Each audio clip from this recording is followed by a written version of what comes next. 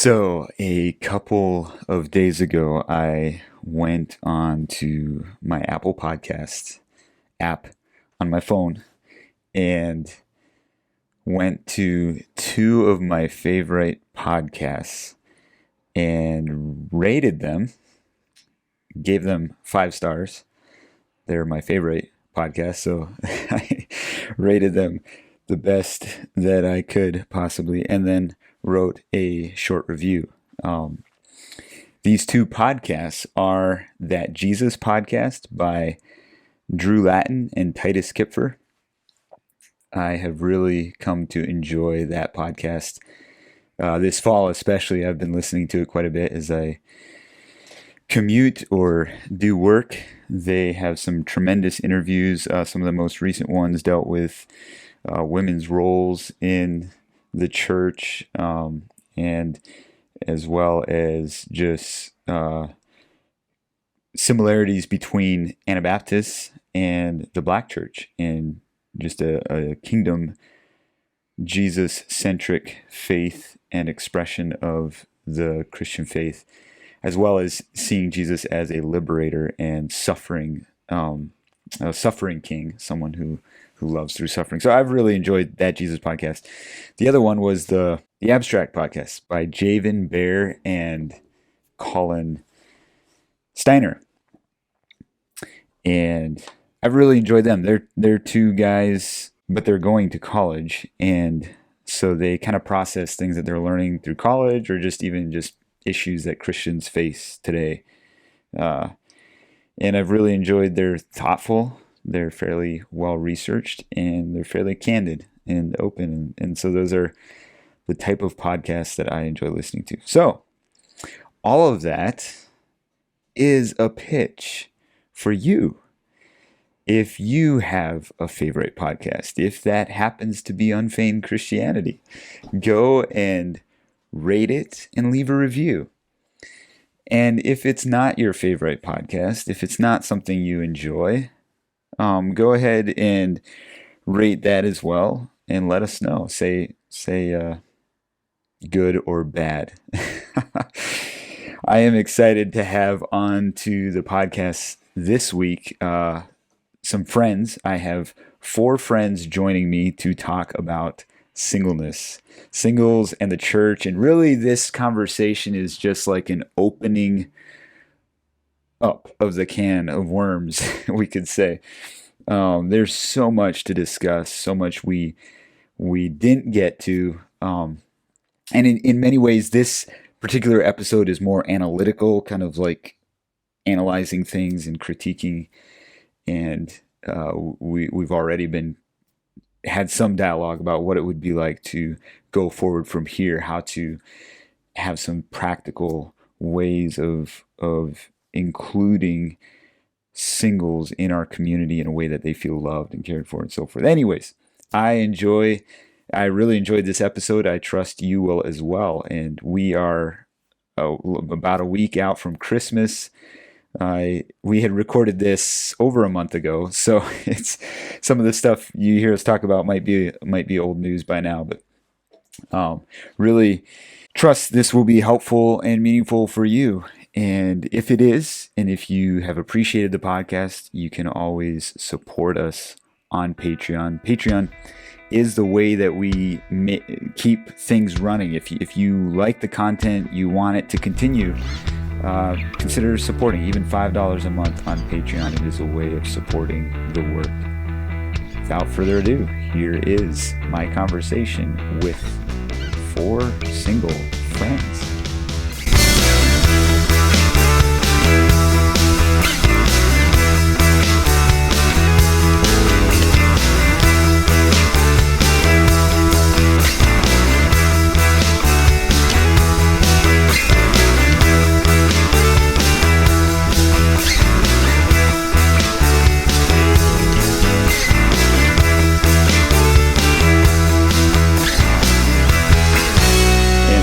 Botch of an introduction. I'll probably do some editing out, but anyways,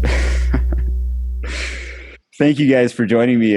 Maybe we'll just kind of go around in a circle and introduce. You can introduce yourselves, kind of where you're from, what you do. We'll start with you, Emily, because you're in my top left corner.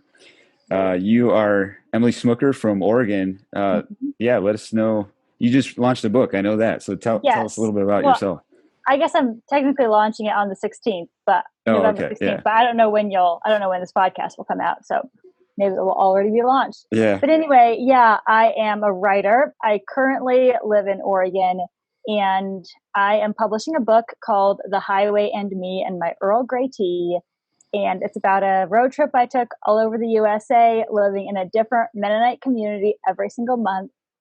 And if you want to buy it, you can go to muddycreekbooks.com. Okay. Yeah. muddycreekbooks.com. Yes. What was the title again? Something about Earl Grey tea. I remember that. Yeah. It's The Highway and Me Uh, and My Earl Grey oh, Tea. Yeah. yes. Very good. Yeah. So I definitely recommend it. I don't think I read, you've written one other book. Is that correct? Yes. But that was Yeah. like 10 years ago. So Yeah. please don't judge my current writing style off of that book.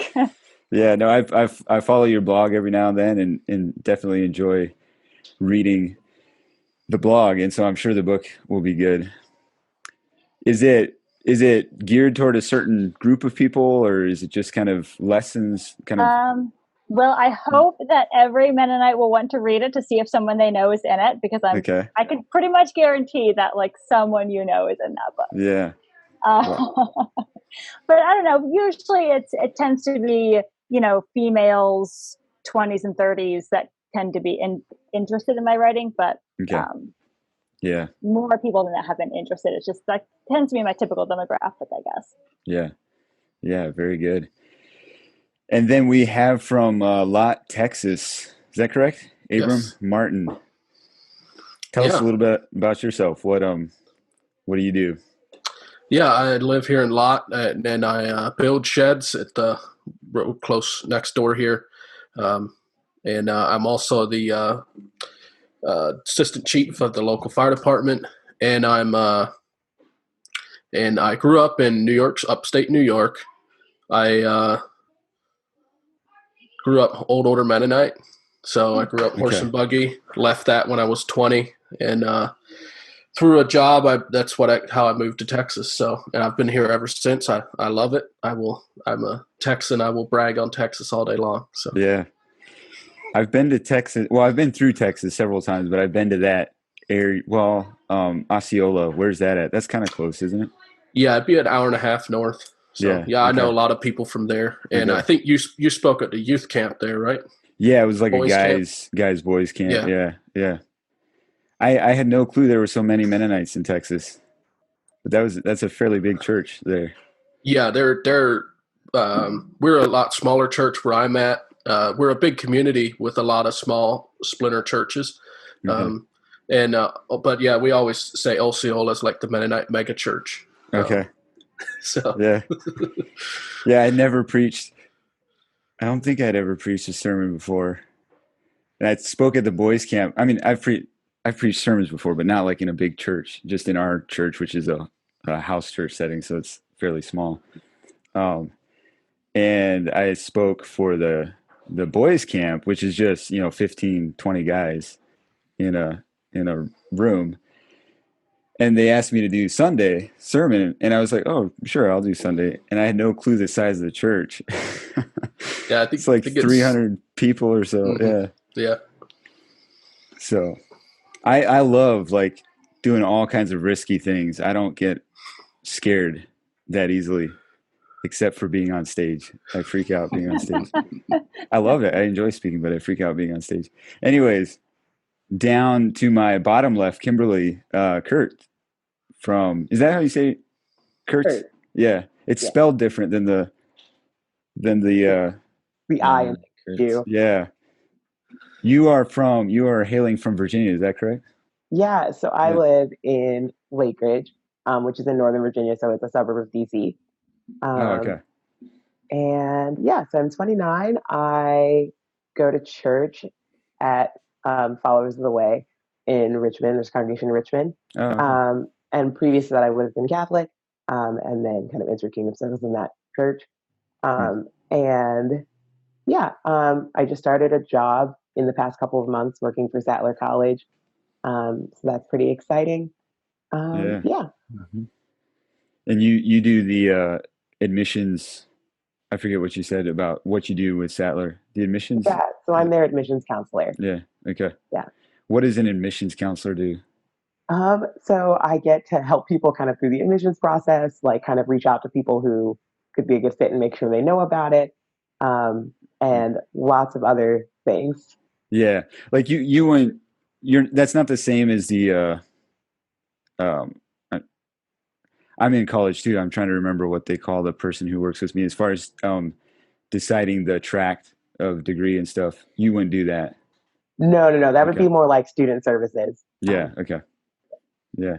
Cool. Very good. I have followed Sattler from afar and interacted with some of the people there, but I've yet to be at Sattler. So interesting to connect with more people from it. Looks like a good thing going. And then my brother, Christopher, you've never been on the podcast before, have you? I don't think officially. I think maybe your Patreon or something. Yeah, we've done some other stuff, but I've always talked about bringing you on and never have until now. So Well, here we are.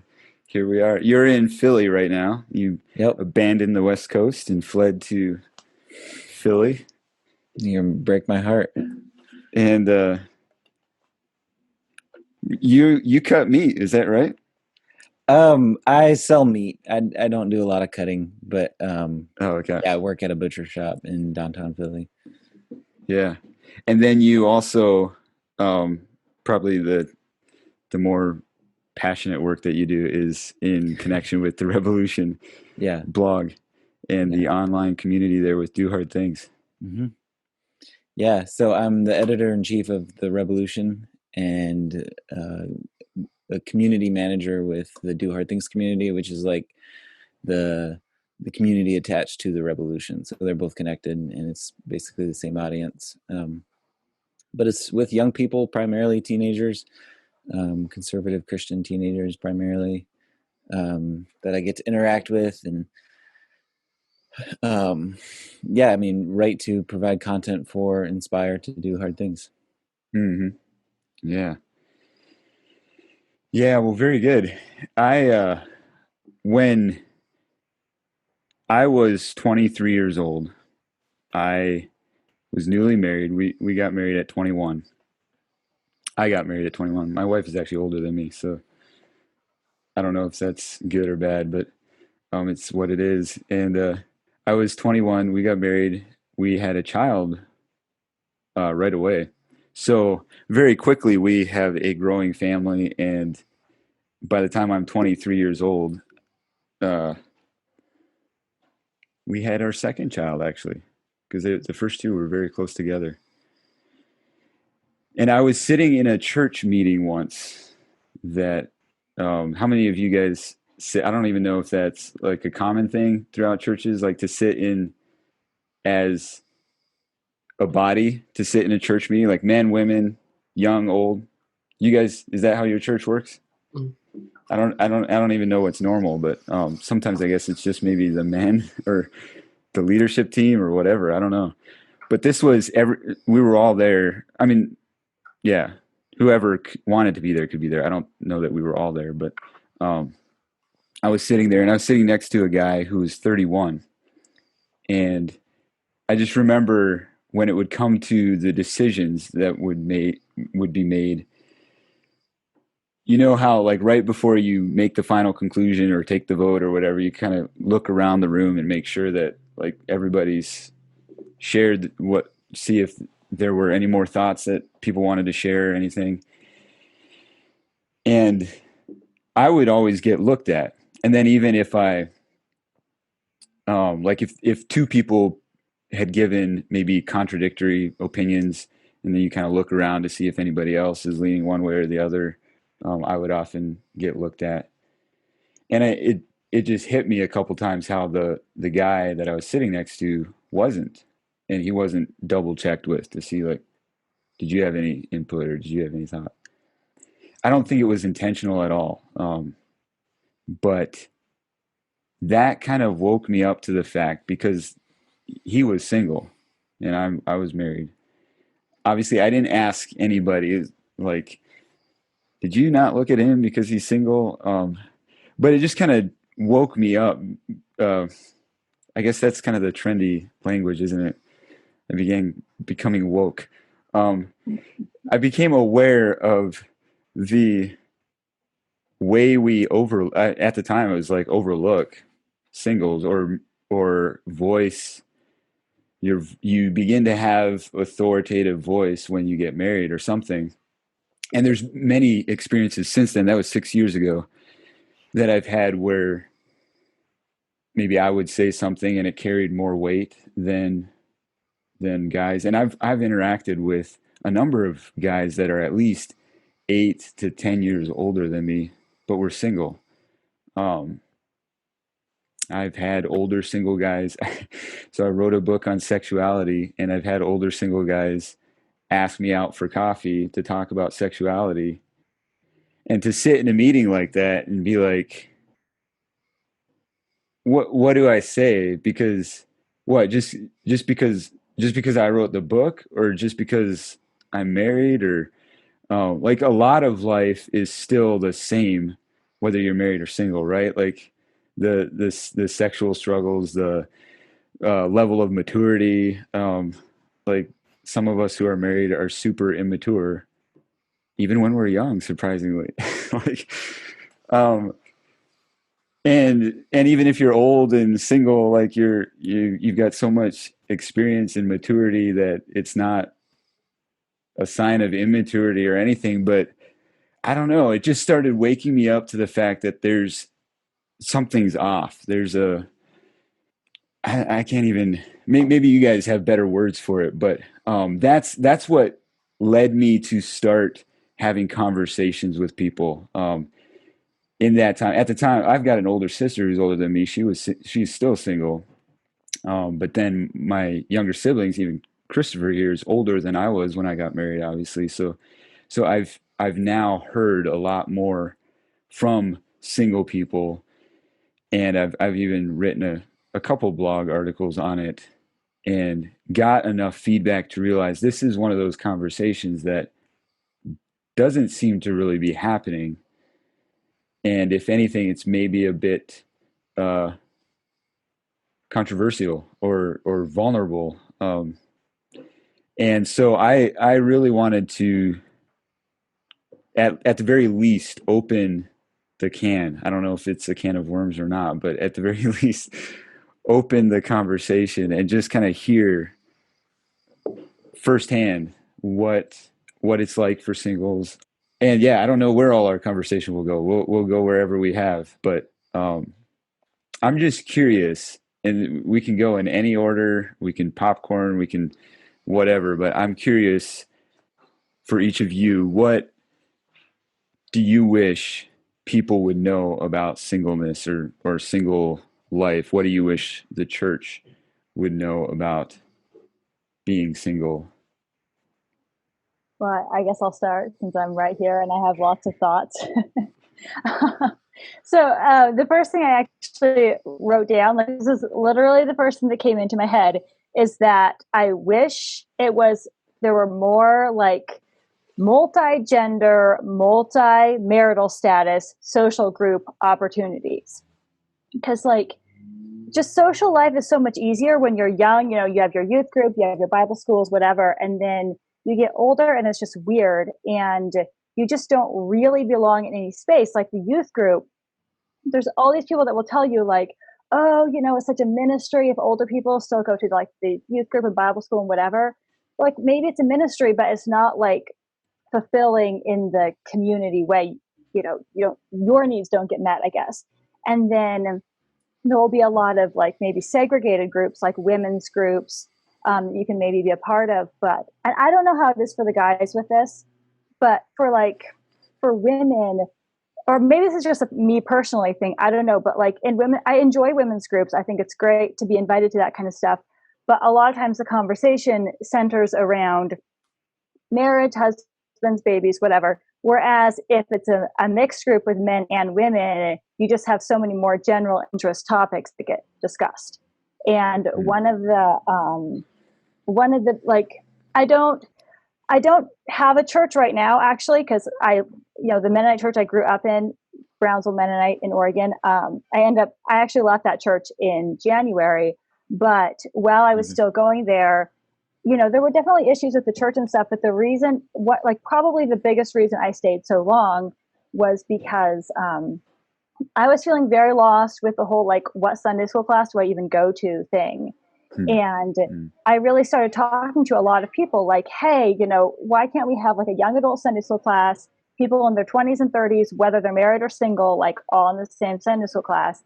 And I was actually listened to, and like that Sunday school class was started. And the fact that people listened to me and like cared about what I had to say, and then the fact that that group existed that I belonged so well in, was really the reason that I stayed at that church for so long.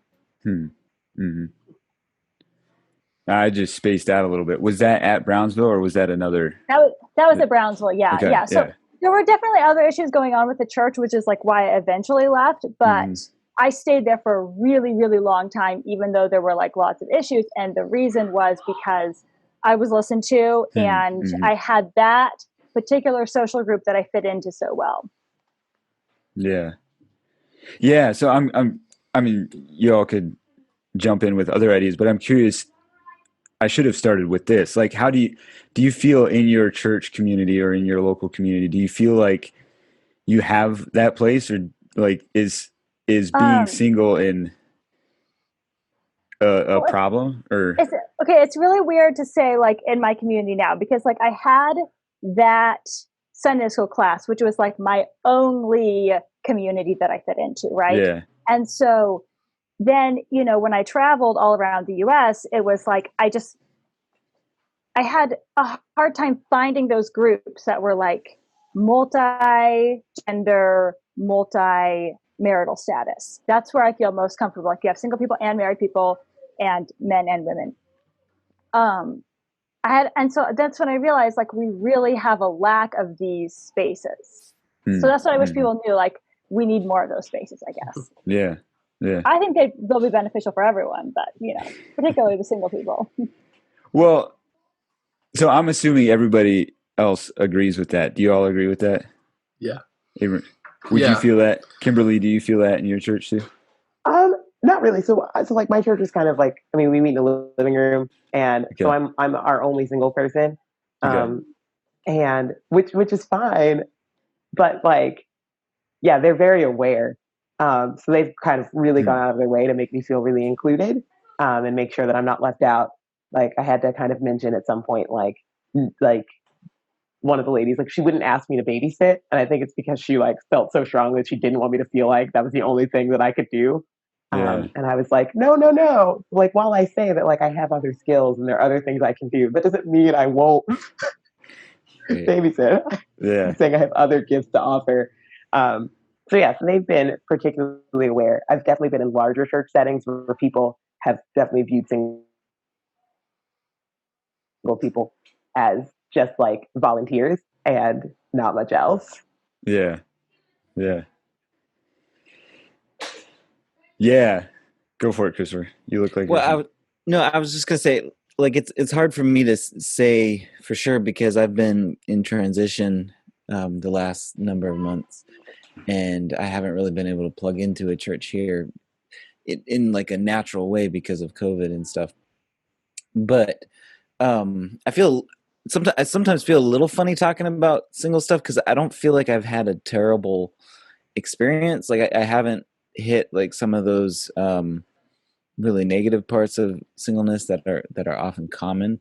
I can see them and I can see totally like how they happen, and I've watched them happen. But I just personally, our church in LA was pretty young people dominant, I think. I mean, it's a small house church, kind of similar to Kimberly's church, I'm sure. I don't know size comparison, but I mean, half the people, half the adults were single.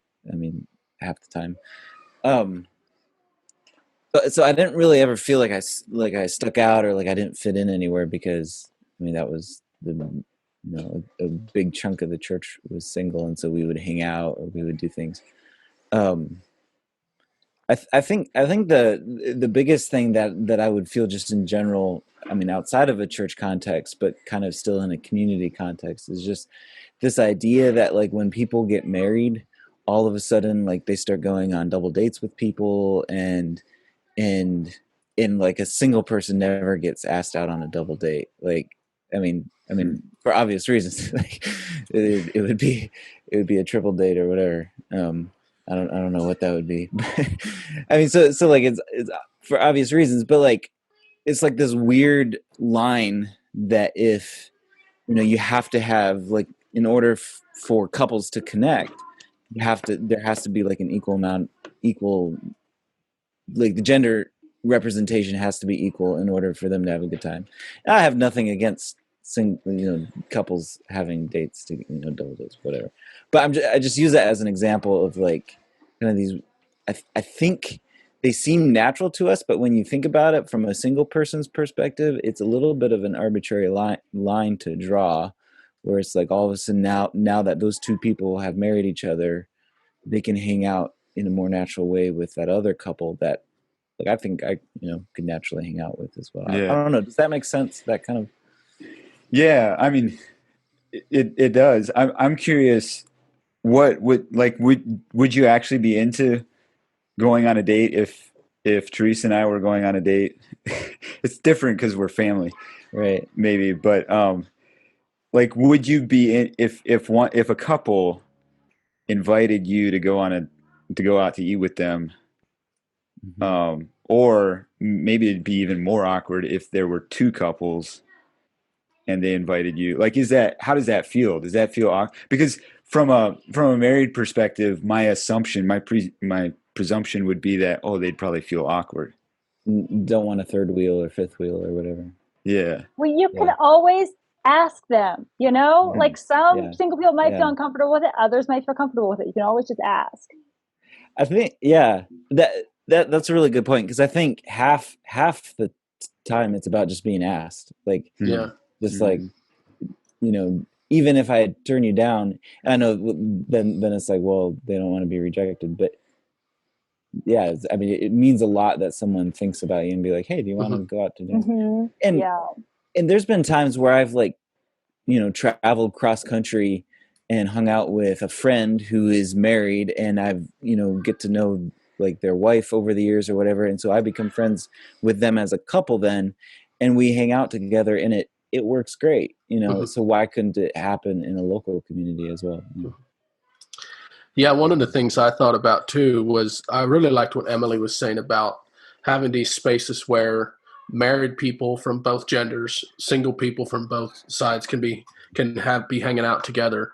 And I've thought about that a lot too. Like if you're in a marriage, men and women view, like especially when it comes to spiritual matters, they view God differently sometimes. They have different, just sometimes different approaches, different insights that we can all benefit from. And as a single guy, a lot of times I miss out on the spiritual insights that women can have.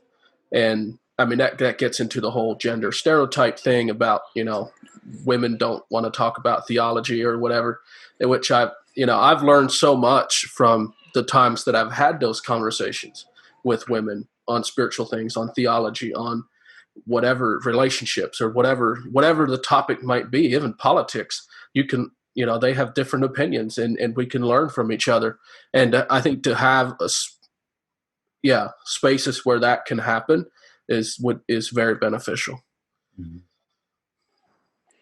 And as far as my church, like my church has done really well with, I think, we're a small church. And so it's one of those things where everyone has to pitch in and everyone has to play a part. And so as far as feeling valued by my church, that has always been there. And I've never felt like I've been treated differently or not given a position or anything like that because of my single status. And I've been very grateful for that. Yeah. Yeah. It's interesting. Like my my wokeness, my coming to awareness happened in a church meeting setting. But I've actually talked with quite a few singles who feel like their church does a very good job at pulling them in, and including them. So maybe if I'm hearing you all correctly, it might be just a little broader, like in our social life, our social realm, having spaces where we interact. And I really resonate with what you guys are saying because, so like Teresa and I got married young and we got involved in ministry young. We were overseas within a year and a half of our marriage. So 22, she was 23, had one kid. We moved overseas. And overseas, any church area is can be limited if you're not from a big community. But over there, you just have coworkers, like the people you're working with there, and it was all either single people or couples that were about 10 years ahead of us, and they had 4 kids. We were newlyweds with one child, and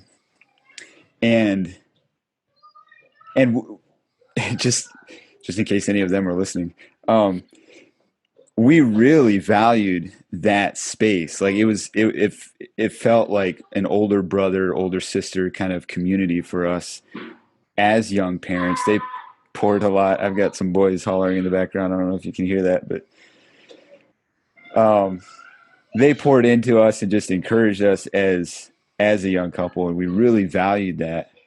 But we felt, Teresa talked about it a lot, like you can get, with mothers, you can kind of get in a rut of when you're together talking about child rearing and birthing and nursing and how all that's going, and discipline issues and stuff. And before you know it, you've spent your hour and a half of being out for coffee or whatever, and haven't talked about deeper heart-to-heart things. And she actually connected better.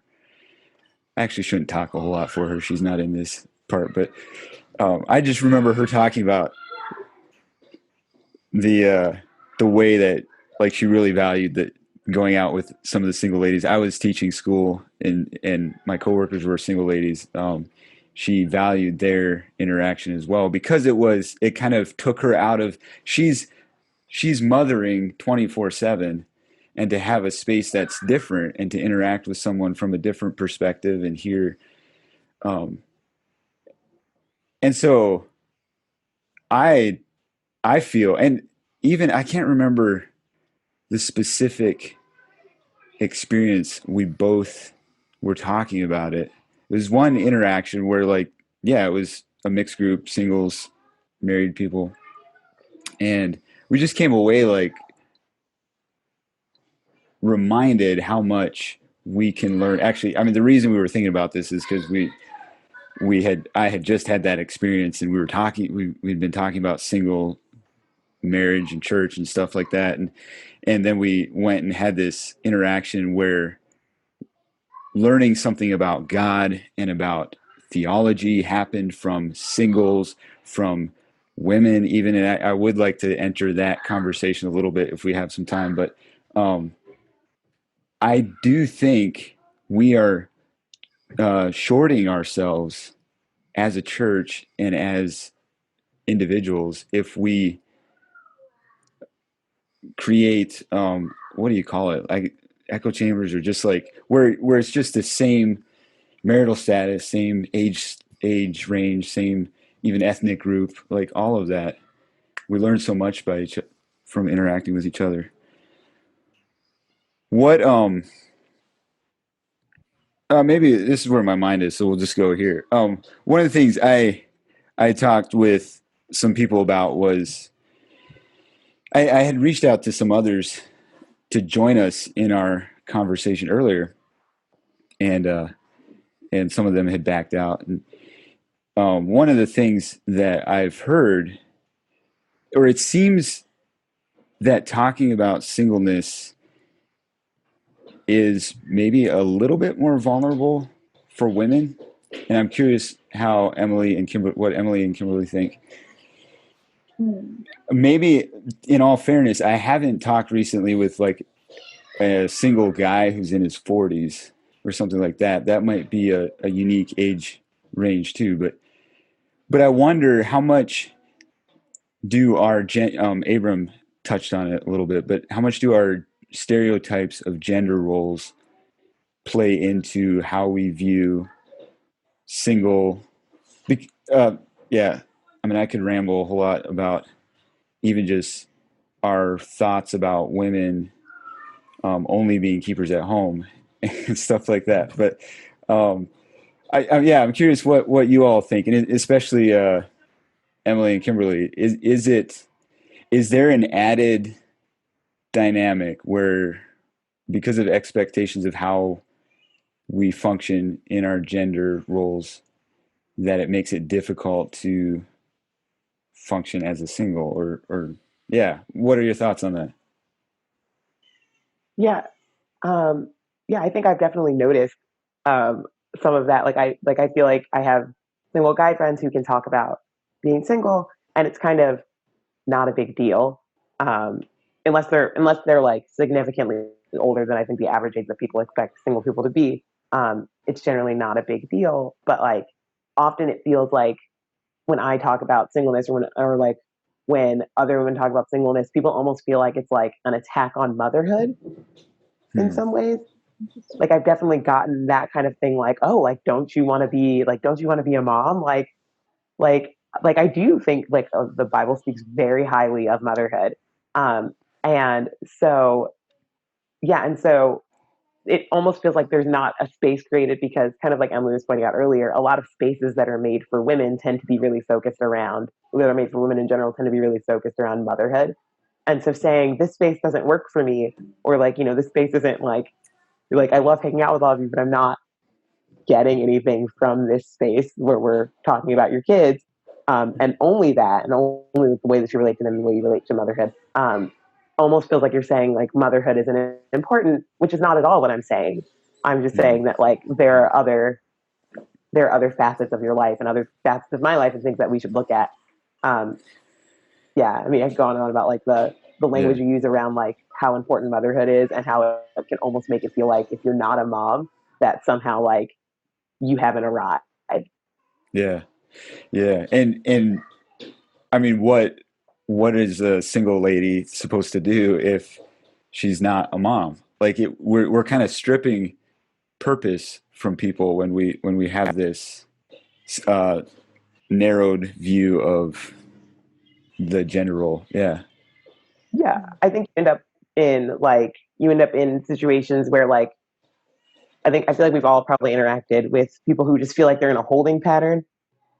Like there's not like marriage on the, like, they're not engaged. They're not like there's no reason for them to feel like they can't move forward in their lives right now, and they can't, but they're like so afraid of like closing doors to like marriage and motherhood that they just kind of don't do anything. And it's really sad, because like people have so much potential and so many things they could be doing, in so many ways they could be serving the church and the Lord.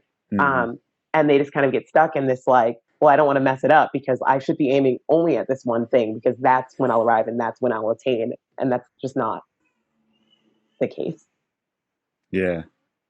Yeah, that last point in particular, I have seen so much where like, I mean, I've always been, I loved college, and I would always talk to young Mennonite girls, like, have you considered college, whatever. And what I found was that, like, I'm just going to say Mennonite women, because I don't know about like the larger non-Mennonite culture. This is probably true of anyone in any sort of like conservative culture.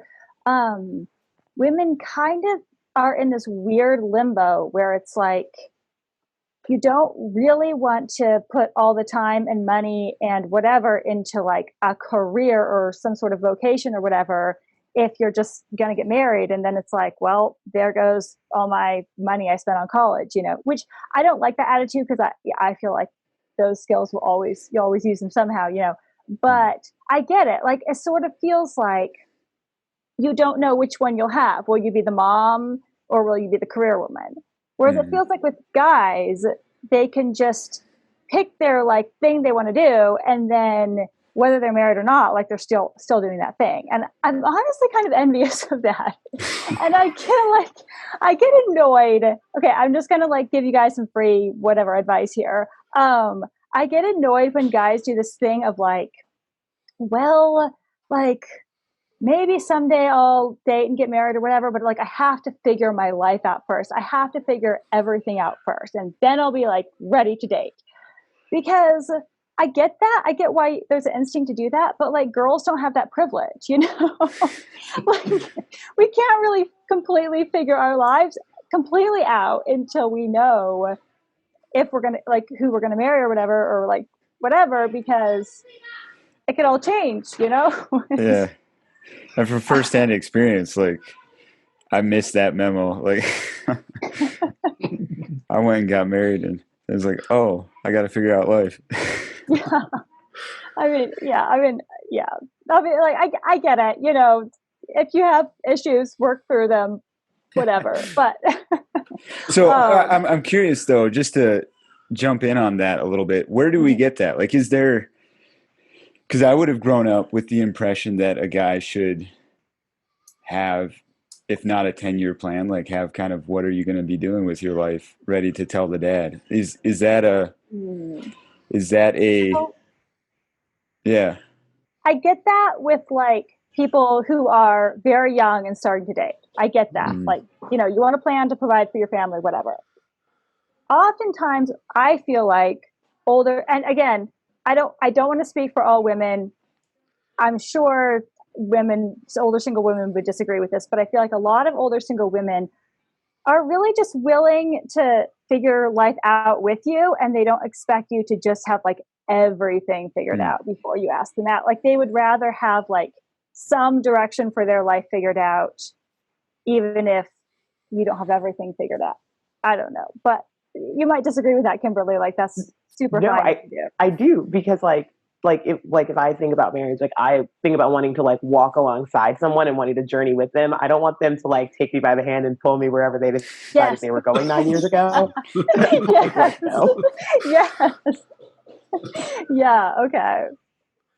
Yeah, I would jump in and say I think I've thought about it just recently. Thought about it quite a bit more with having some of these conversations with people, and I thought, I think single women do have it a lot harder. Like I'm definitely in a privileged position as a single man, because bottom line is if I decide I really want to get married, like I can start asking around. Like it's something that I have that privilege and that opportunity, whereas a single woman she's,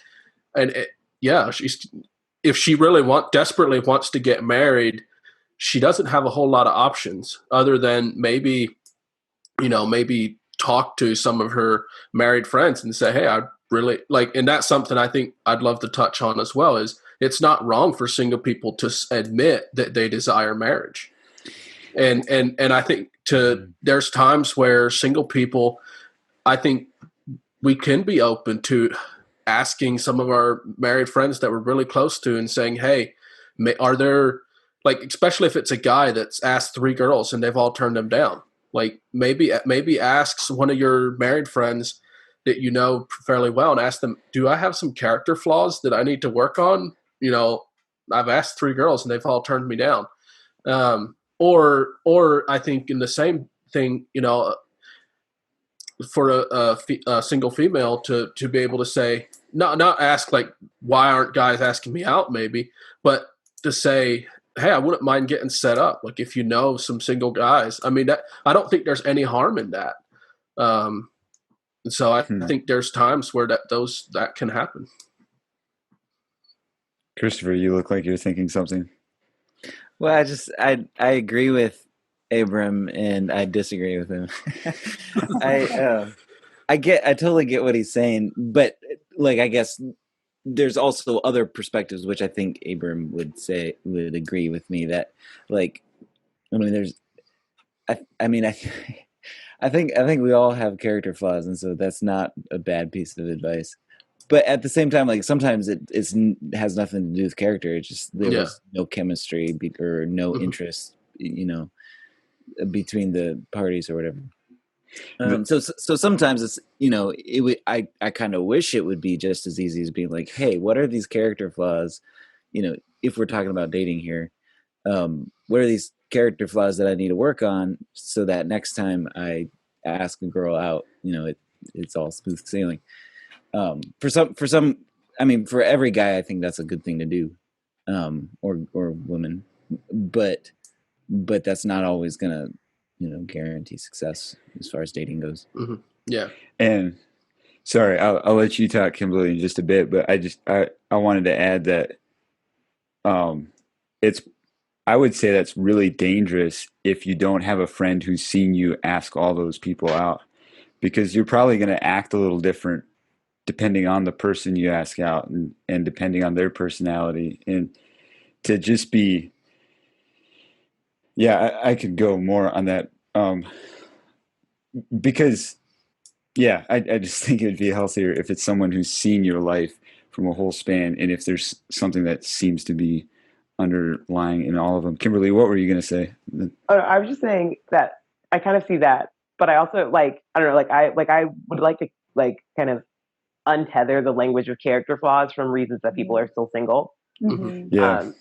Because number one, I expect and hope that the people that I go to church with and the people that I'm close to are always going to be calling me to work on my character flaws and to grow in holiness. Mm-hmm. Apart from whether or not I ever get married or ever express but also because there tends to be this thing where people will, and they say it jokingly, and then they say it less jokingly, and then they don't say it at all anymore. Where they're like, why are you still single?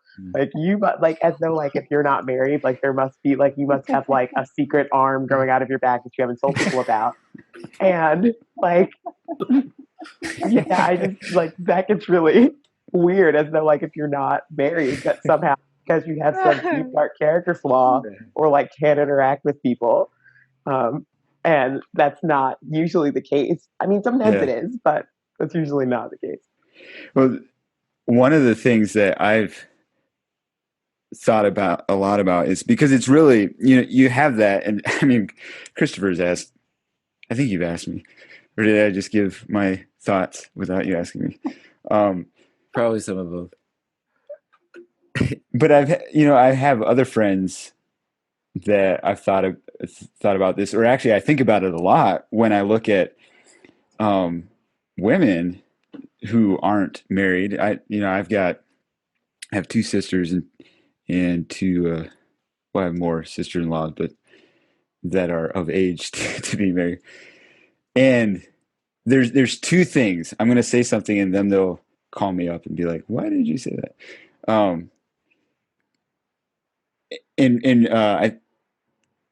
I forget which one of you touched on this, but the whole thing of wanting marriage, but also totally okay with being single.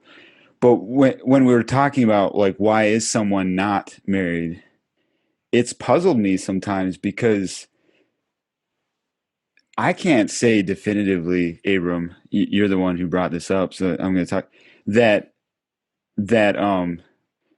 there's always a character flaw in someone that I can point out. If anything, I would look at a lot of myself and younger people and think, man, there's a lot of hardship ahead because of just kind of some of the self-serving attitudes or something that we maybe aren't aware of, and then you get hit hard with them when you're married. That sounded really dramatic. It's just a reality. When you're in a relationship with someone close, you discover how selfish you are. And I've had to rethink my view of God because of sometimes like that. We tend to think that God works in, if you do things in a certain way or just right, then he'll open up the next door for you. And for whatever mysterious reason, that's just not the case. Sometimes the path that, the path that he had me on got me married at 21, and that there was absolutely no prerequisites that I managed to get done faster than the rest of you or than my siblings. And so I guess it kind of forces me to think about God's will in a much bigger, I think bigger or at least nuanced sense, that it's not like there's this linear path that all humans are on.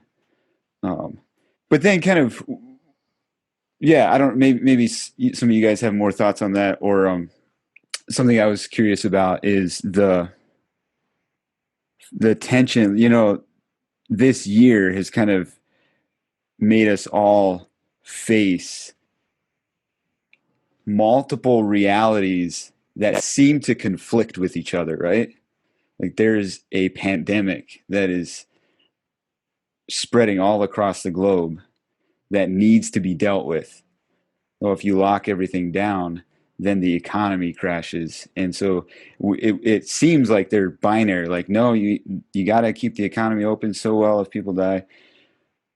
But we're forced to reconcile the fact that, like, these are two realities that just are, and they seem to conflict.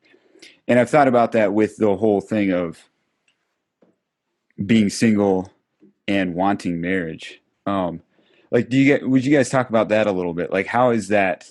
Because we do that. Like even Kimberly, you were talking about it. Like I've done that. Like I have friends that are older friends that are single that I like to joke with and be like, you know, maybe try to match them up, or, you know, try to tease with them a little bit about it, because not because I'm sitting here thinking like, man, you just don't have a life without being married. But like, just, it's just what I do. Yeah. But how does that feel? And then the reaction is to just, oh, well, I'm not going to do anything. Or like, if you express a desire to get married, then you must be really desperate or something. Would you guys talk a little bit about that? Like, what is that tension like?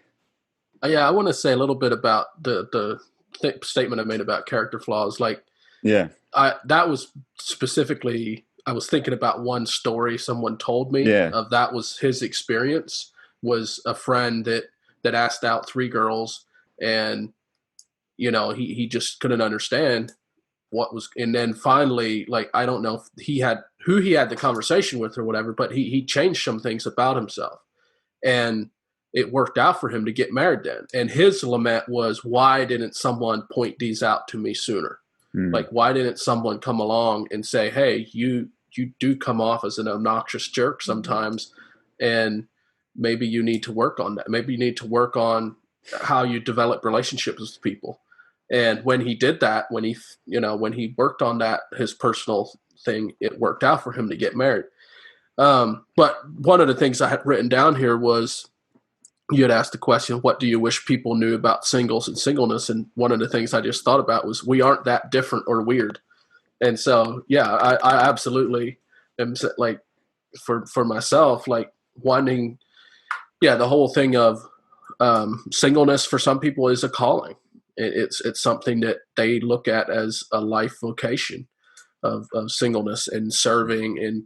And there's many ways that singles can serve that a lot quicker, a lot different than a married person. We're just not as tied down. And so we're able to do those things freer. We're able to travel. You know, I can decide on taking a trip. I don't have to consult with my wife and plan around, you know, kids' school and anything like that. Like, I can decide to take a trip, and as long as it works out with work, I'm fine. So there's a lot of those things that it just works out better when you're single and you're able to do more. And so, yeah, a lot of people, there's some really, really great single people, and that I think just look at it as a life calling. But I also think the other side of it, it's not wrong for a single person to express desire for marriage someday. Mm-hmm. And just to tack on to the end of that, I think we have a bit of a wrong or skewed understanding of discipleship and ministry. If, like, what you said is right. Singles have space, even just like a mom who's homeschooling is gonna need some kind of mental space at some point if she's also going to be involved in an evening ministry or something that's and somebody who's single, it might be easier. But it bothers me a little bit how sometimes we put in our ministry while we're single and then it kind of stops after we get married. And we still need to find ways to structure our lives that as a married couple and as family, it's involving other people and it's involving ministry. Yeah, I mean, being a volunteer on the fire department and serving with prison ministry as well, one of the things I've joked about with some other guys is like, you almost got to get these guys when they're single to start volunteering with something, because then it comes with the package when they get married. Because like I haven't had that experience myself, but I had a married friend tell me that does prison ministry with me that he's literally asked friends to go do prison ministry with him, and they're all excited about him. They go home and they tell their wives, and their wives tell them, no, you're not doing that, and you're not allowed to talk to him anymore. And so it, where it's just, I think, yeah, absolutely. It just because someone gets married and has a couple kids doesn't mean they can't be doing ministry. They're going to have to learn how to balance it. And that's going to be tougher, but it's not that, you can't do it. You still can't do it. Asher, you were talking about the tension of being single and still wanting marriage. One thing that I think about is number one, I don't think we like tension. Like, I don't think we want it to be this or this, and it's hard to live in tension. It's just hard to stay there. We want it to resolve. But I also think just in general, like for me to say to be open about like, hey, I'm content in my singleness, but like I would like to be married someday. It makes it awkward. Like, we don't know what to do with that, because number one, am I being passive aggressive? Am I trying to throw hints to somebody in the group or in my life or whatever? Then what do they do with that? And like, why don't I just come out and say it? If I want to ask a girl out, like, just say it, or like, I think people just don't know what to do with it if you're open about it.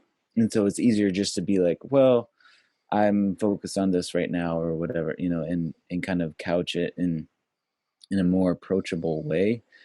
I had a thought that I lost, but yeah, like I think we just don't like to be awkward, and we don't like to be in tension. And I mean, as a guy, it is a little bit weirder to be like, hey, I would like to be married, and everyone looks at you and you're like, well, do something about it. Like, but I mean, it's not. I mean, it's not.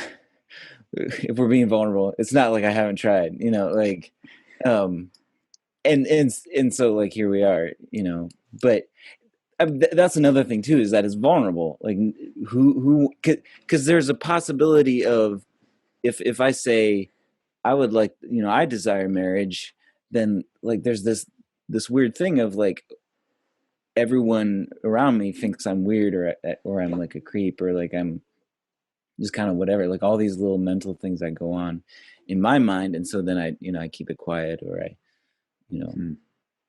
whatever. I don't know.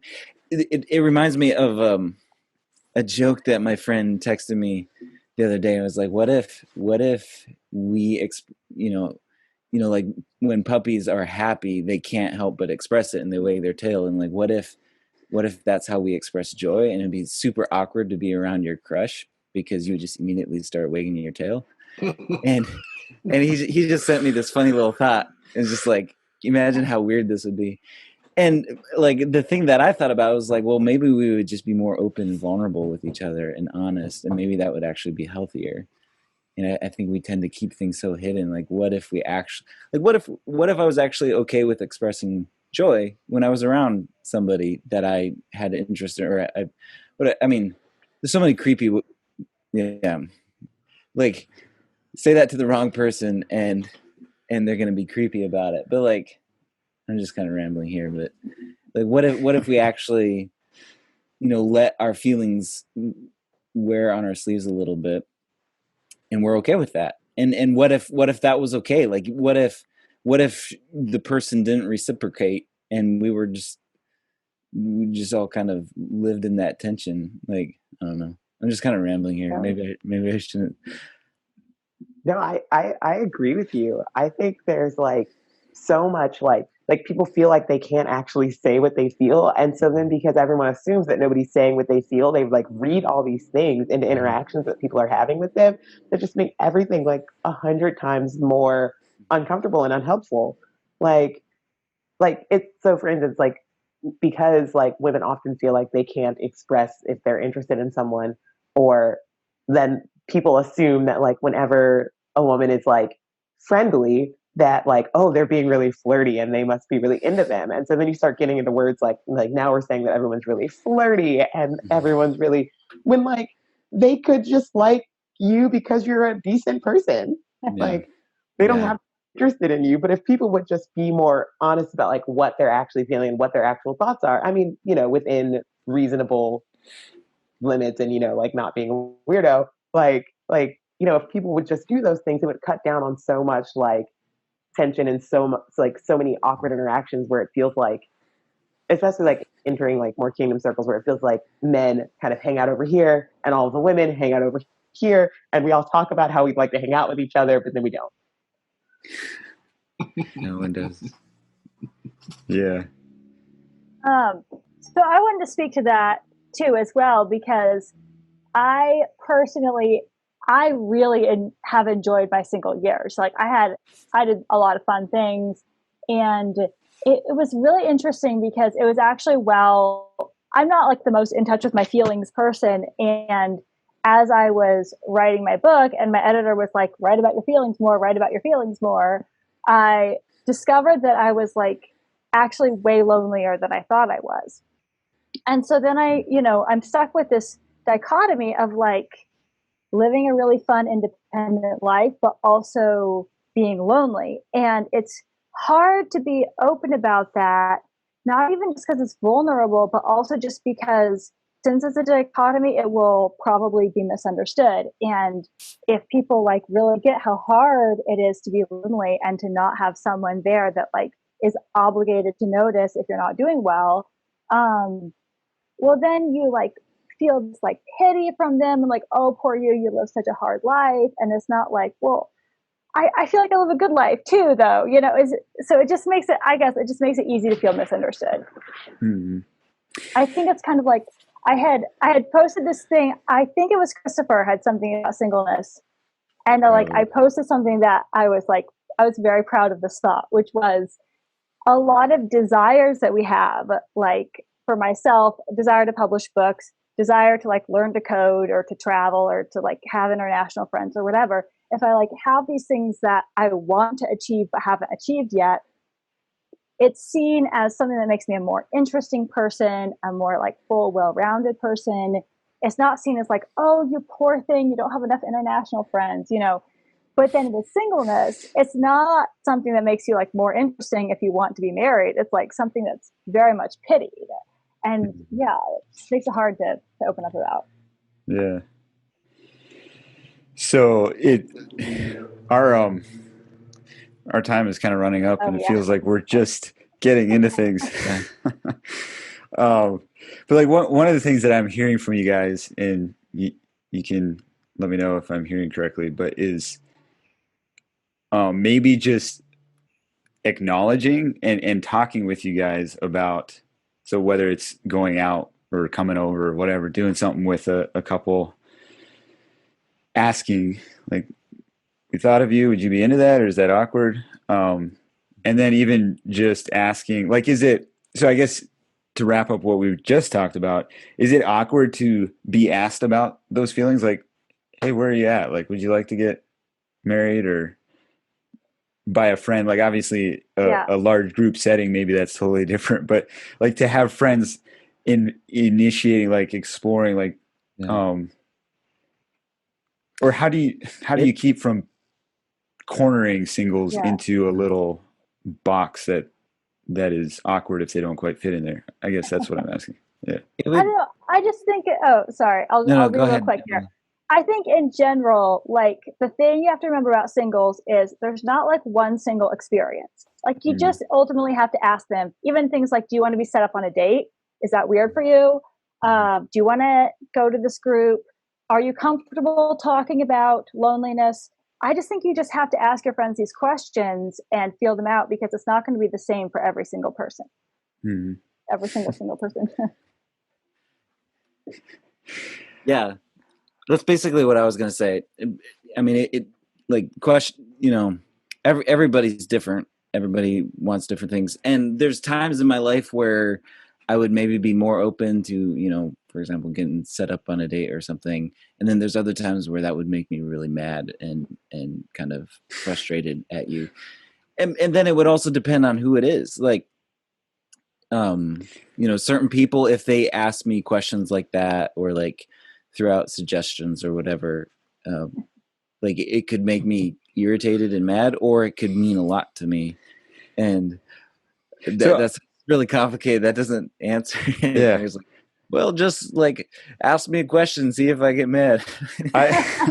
So I have something I want to throw at you. I'm afraid it might open up a whole nother conversation, but like what I'm hearing is it sounds like to be a good friend would be in tune with you to a similar degree that I am with my wife, where I kind of know, like I'm not because I've always asked her like every direct question, but just because we've done enough life together and we've had heart-to-heart conversations or whatever, that I can kind of tell like if she's feeling like leaning one way, if she's feeling comfortable, if she's feeling uncomfortable or whatever.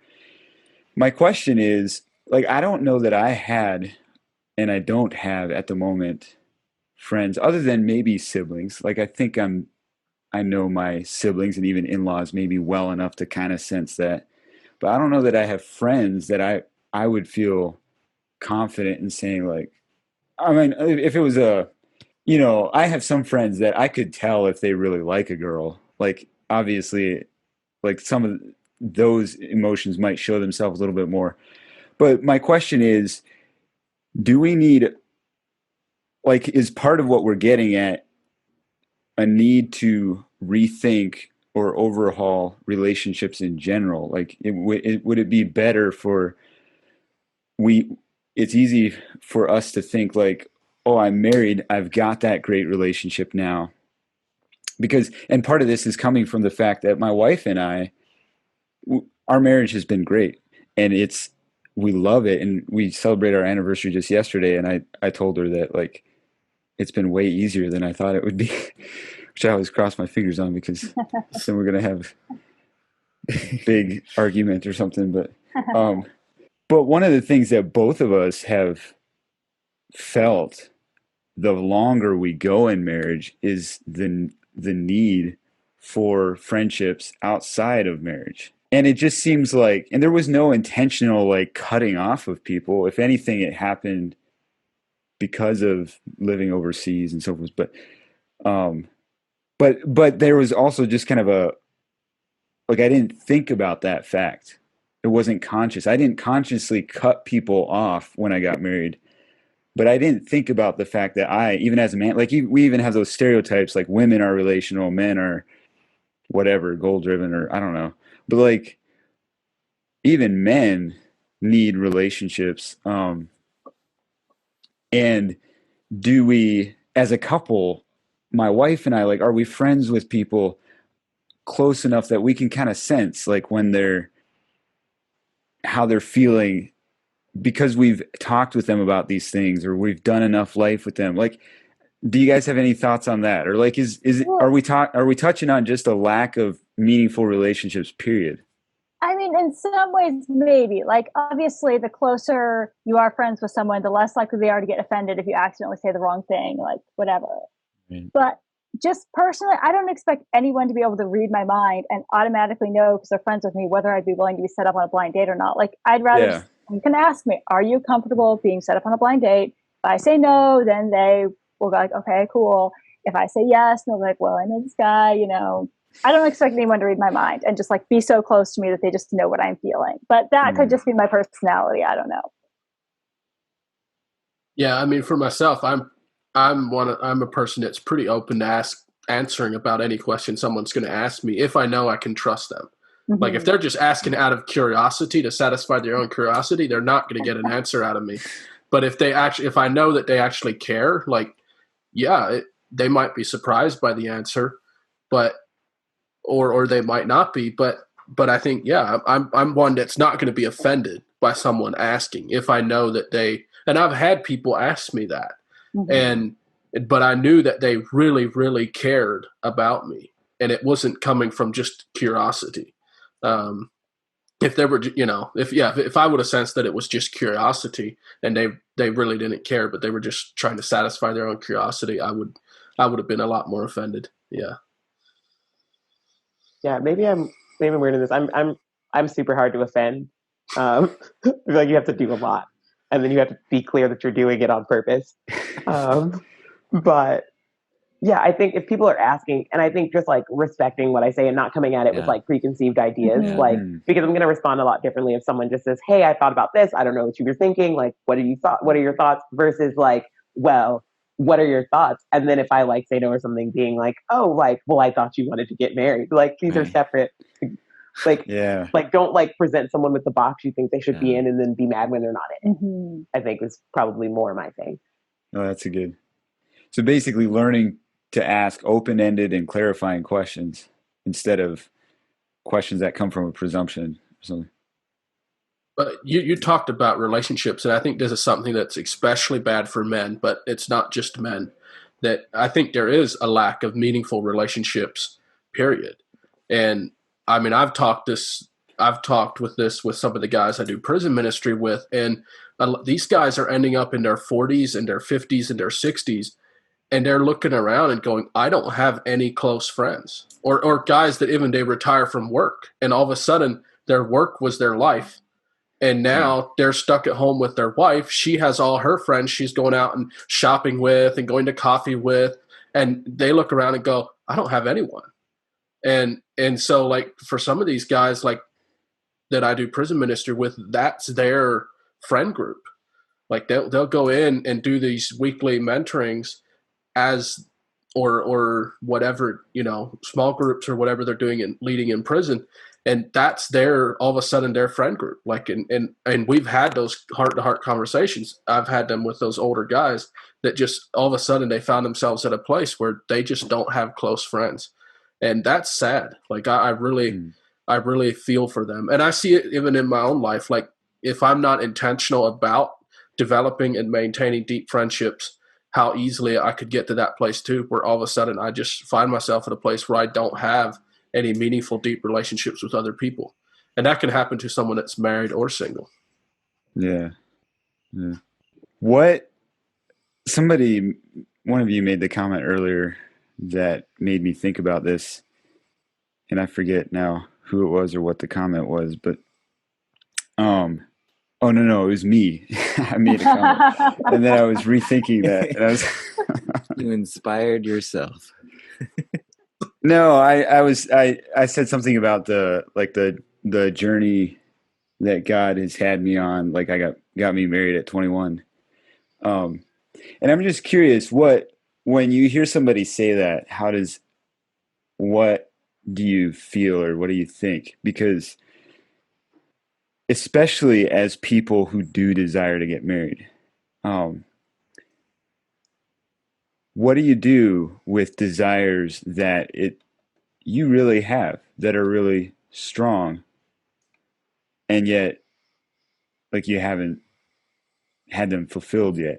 And what has that taught you about God, or is that something you wrestle with God? Even the fact, like I look at, I'll kind of blend that question with another question, like what do you learn about God that is maybe unique, a uniquely single person perspective? And something I think about a lot is we look at God and we see how much he references himself and his people as a marriage and a married couple. And so it's like marriage is this epitome of God's union with humanity. And wedding sermons talk about like how before the fall, God said it was not good that man is alone, and so this is the intent design for men and women to be married. Have you struggled with that at all? And what do you do with some of those narratives and or the desire to be married, but that God hasn't opened up that door yet? Like, has that been a place of conflict for you personally? Do you feel comfortable answering that? I think I'll say a couple things.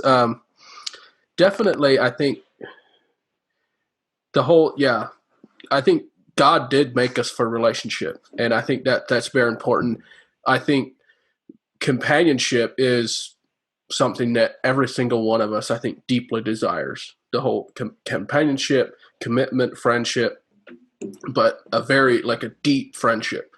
And so companionship can be found outside of marriage. Like it's going to be different. It's not going to be the same as it would be inside of a marriage commitment that is something that's bound for life. And so, but I think it absolutely can be something that's found outside. A book that I've really enjoyed on that sort of along that topic is Wesley Hill's book, Spiritual Friendships.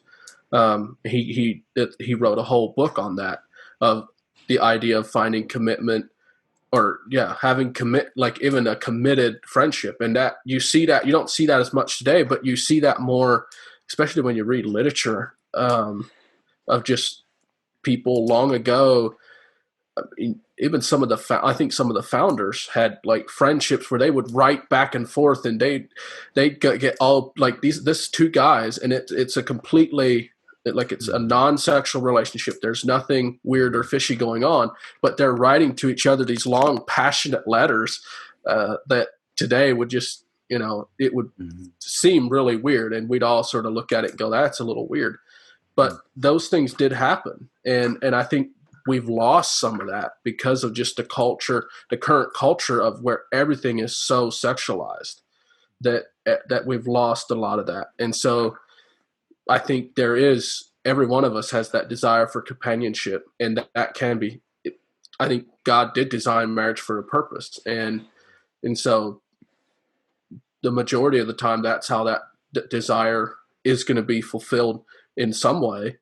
But I think there's something for single people as well, that God did design us that way.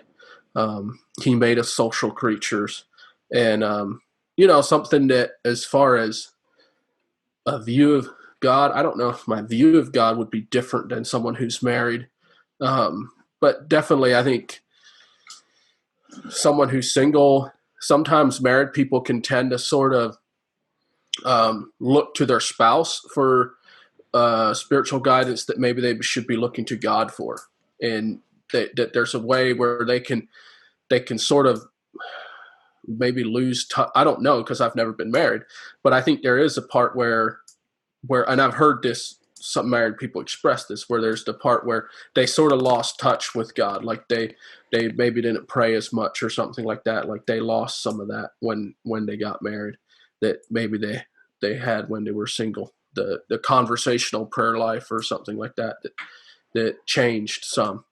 And so I think that's very important for a single person and for married people to have that. Personally, I get a little bit annoyed when I feel like people are over spiritualizing marriage. But I don't know if that's fair. I mean, the Bible does talk a lot about marriage in spiritual terms. So I don't know. Sometimes it can kind of insinuate that you're like not as spiritual if you're single, which I don't really think is fair, because obviously Paul talks about, he has this whole singleness chapter thing to comfort us and make us feel like we're spiritual too. But I do think, at least for me personally, this year in particular with COVID and everything, and I think the combination of COVID and writing my book and trying to like dig into my feelings and realizing that I actually was lonely, I don't know, it kind of made me discover that if you truly lean into these things and like stop trying to like just feel your feelings if you're lonely or whatever, and then take them to Jesus, like there is a really deep connection you can have with Jesus through that. It's sort of the thing of like, it's a combination of like something kind of like fasting. Like when you're fasting, you're giving up something in order to have a deeper relationship with Jesus. I think it's like similar to that. And also just whenever Jesus feels like all you have right now, there's going to be a deep connection there. That's my personal experience. Take what you will from it.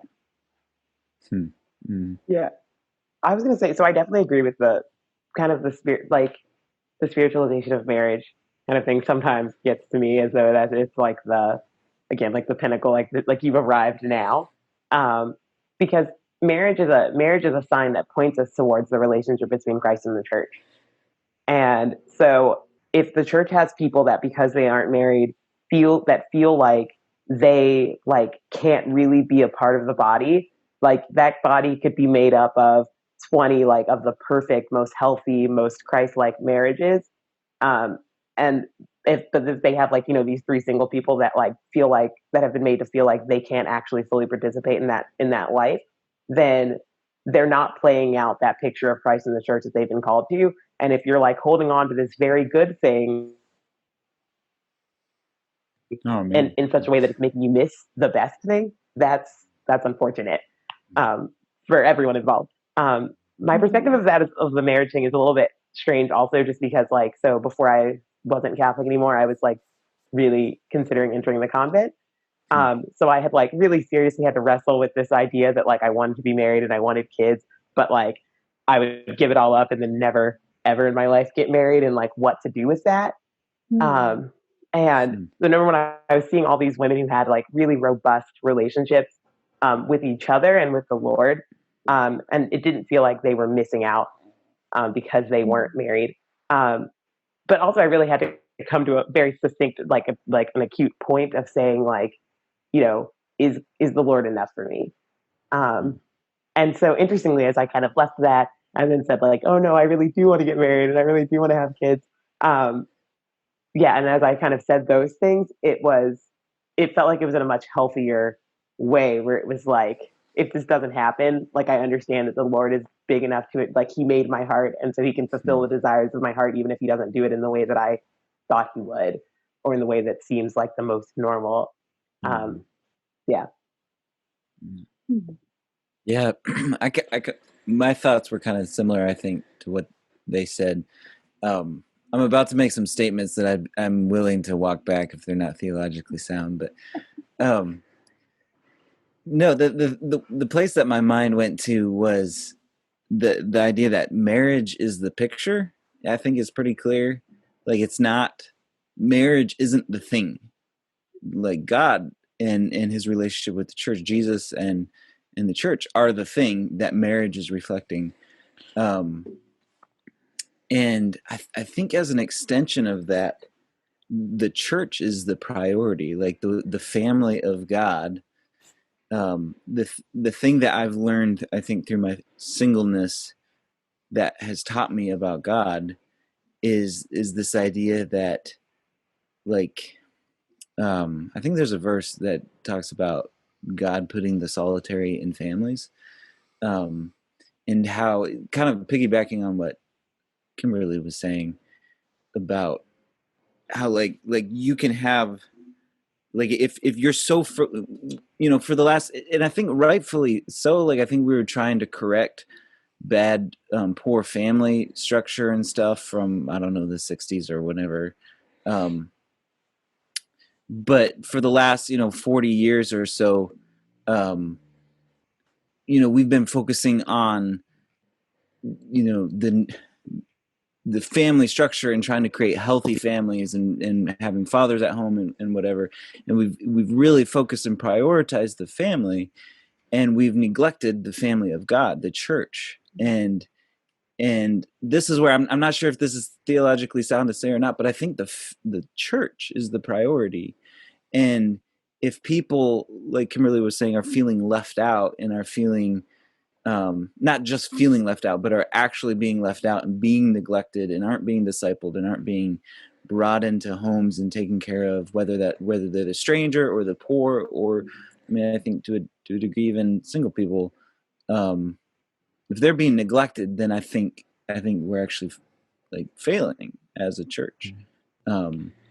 Because I think marriage and families are, at the end of the day, just the picture, not the thing. I don't know. Does that make sense? Like, is that clear, or do I need to clarify that?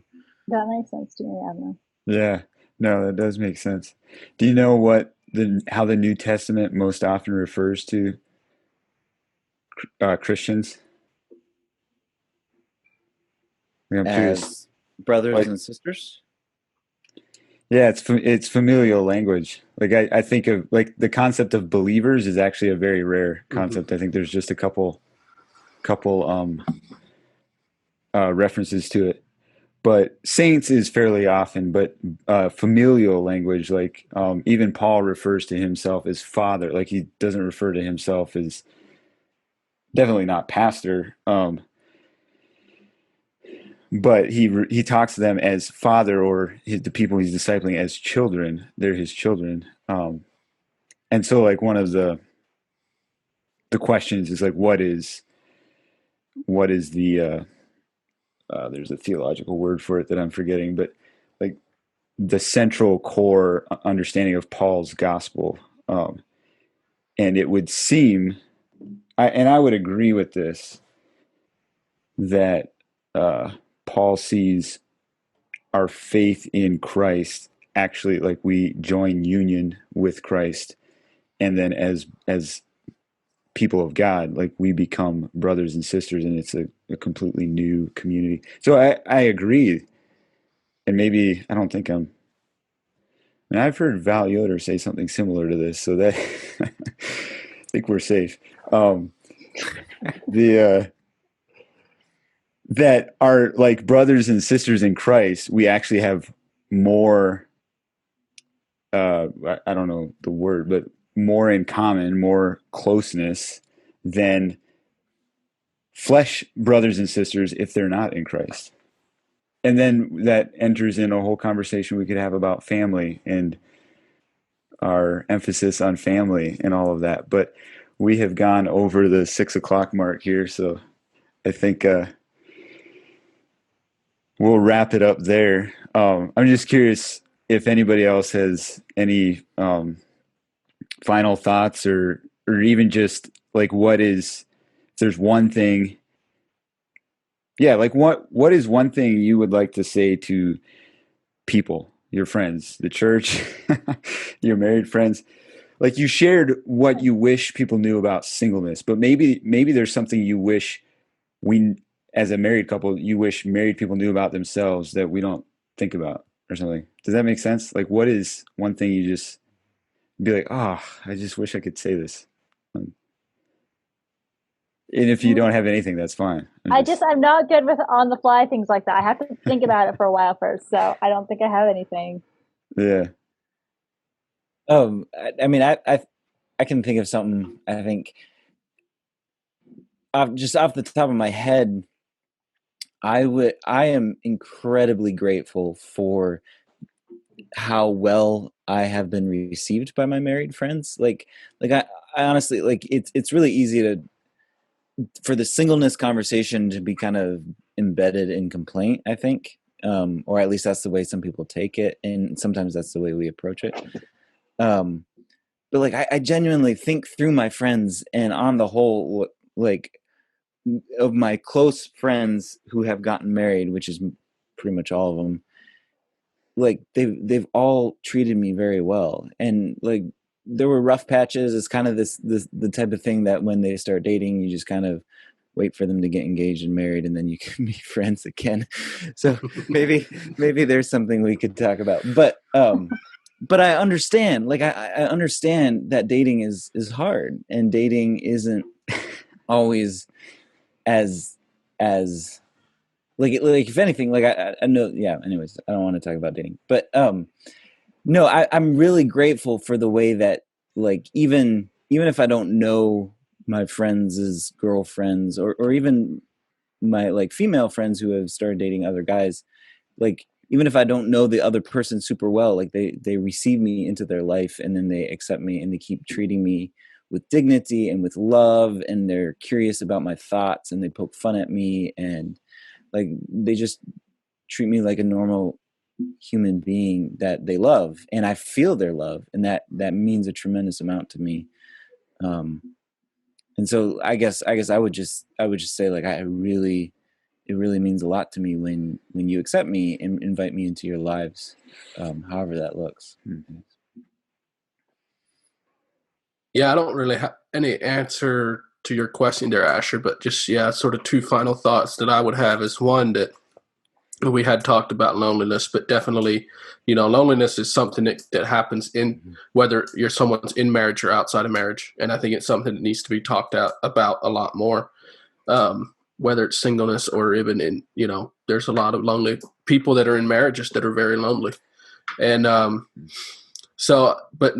other thing is too, I wanted to just say to single people is, like, to encourage other singles, like, it's so easy, and the girls talked about this, about some being in limbo mode, but even guys can get in that mode too, and it's very easy, especially for me. Like, I'm one that it's very easy for me to sit there and have a pity party for myself, and just think through all my emotions, and just start feeling really sorry for myself, and I have to catch myself, and like there's times where I just I have to.